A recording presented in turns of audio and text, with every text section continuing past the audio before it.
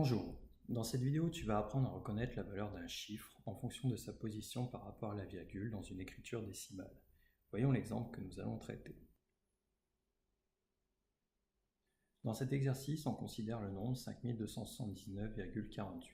La première question est de déterminer le rang du chiffre 8 de ce nombre. Avant tout, commençons par un petit rappel. Pour écrire les nombres, nous disposons de 10 caractères appelés chiffres. 0, 1, 2, 3, 4, 5, 6, 7, 8 et 9. Les hommes ont eu l'idée géniale d'utiliser un nouveau caractère, la virgule. Cette invention leur a permis de donner à un même chiffre une valeur différente en fonction de la position qu'il occupe par rapport à cette virgule. La numération de position était née. Ainsi, un 1 situé juste à gauche de la virgule représente une unité, alors qu'un 1 situé à la deuxième position à gauche de la virgule représente une dizaine, etc. Il est important de bien connaître le tableau de numération pour traiter ce type d'exercice. Le premier chiffre étant donc celui des unités, comme nous l'avons dit, le deuxième celui des dizaines, le troisième celui des centaines, le quatrième celui des unités de mille, le cinquième celui des dizaines de mille, etc. pour la partie entière. Pour les colonnes situées après la virgule, la première s'appelle dixième, la suivante celle des centièmes, la troisième celle des millièmes, etc. Revenons maintenant à notre exemple. Plaçons les chiffres dans le tableau, un à un en partant de la virgule. Commençons par ceux situés à gauche de la virgule. Le premier est un 9, je le place donc dans la colonne des unités.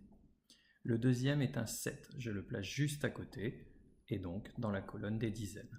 Le suivant est un 2, je le place de la même façon dans les centaines, et le dernier pour la partie entière est un 5, je le place donc dans la colonne des unités de 1000. Procédons de la même façon pour la partie décimale. Le premier après la virgule est un 4, je le place donc dans la colonne des dixièmes, la première colonne juste après la virgule. Je passe ensuite au 8, que je place dans la colonne suivante, la colonne des centièmes. Je peux maintenant répondre à la question posée, quel est le rang du chiffre 8? Je le repère. Et il me suffit alors de regarder, si je connais bien mon tableau, dans quelle colonne il se situe. Ici, je trouve que le chiffre 8 correspond au chiffre des centièmes. Passons à la question suivante. On demande quelle est la partie décimale de ce nombre. Tout nombre décimal peut s'écrire comme somme de ce qu'on appelle sa partie entière et de sa partie décimale. Sa partie entière s'obtient de manière très simple. Pour cela, il faut couper le nombre au niveau de la virgule. Le nombre entier situé à gauche de la virgule correspond à sa partie entière. Ainsi, dans cet exemple, la partie entière est égale à 5279. Pour obtenir la partie décimale, il s'agit du nombre situé après la virgule. Ici, 48. Sauf qu'il ne s'agit pas de 48 unités, mais de 48 centièmes, ce que l'on peut aussi écrire 0,48. Passons maintenant à la troisième question. On souhaite obtenir une décomposition de ce nombre. Nous allons faire une décomposition chiffre à chiffre. Commençons par le premier chiffre, le 5. Le 5 qui est le chiffre des unités de 1000. Une unité de 1000 correspond à 1000, et donc 5. J'écris 5 fois 1000.